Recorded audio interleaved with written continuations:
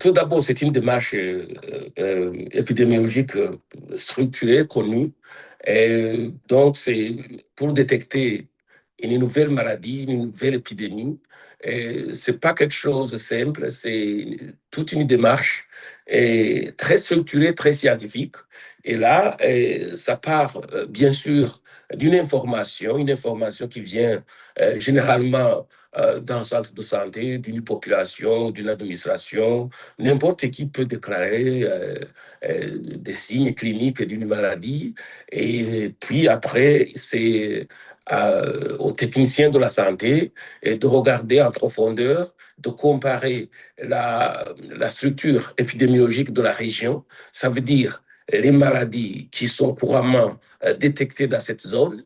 Et puis, de regarder bien en profondeur que pourrait être la cause de cette maladie, ou bien que pourrait donner comme maladie les signes cliniques paracliniques que la personne, que le patient présente.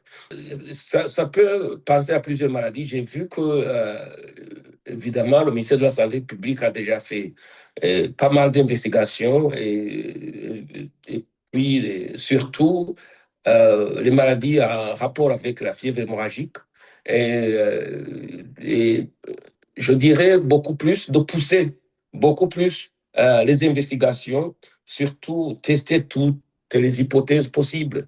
Et là, quand, par exemple, je vois euh, quand ils disent qu'il y a les yeux présentent une jaundice, là, et puis on dit les urines euh, contiennent du sang, je ne sais pas si ce sont des urines rouges, du sang vif.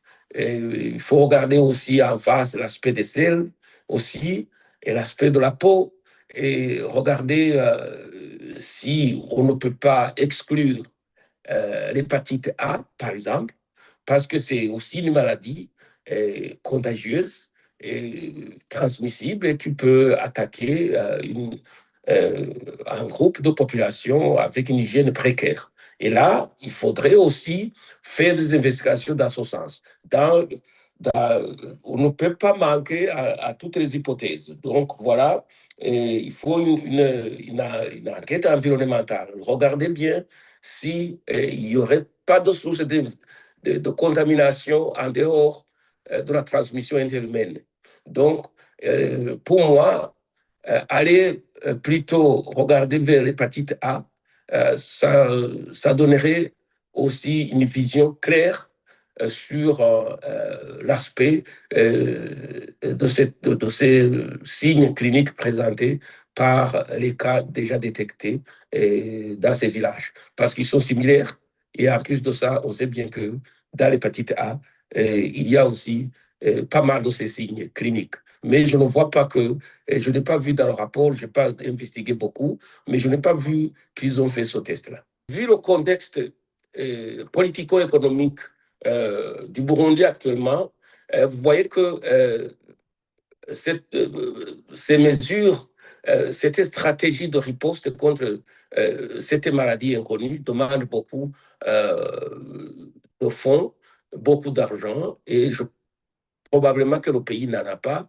Il fait ce qu'il peut, mais qui n'est pas à la hauteur des mesures que je viens de dire et qui doivent être, ces mesures qui doivent absolument être suivies et scrupuleusement pour détecter une telle maladie. À défaut de ça, je ne pense pas qu'ils pourront arriver à bout.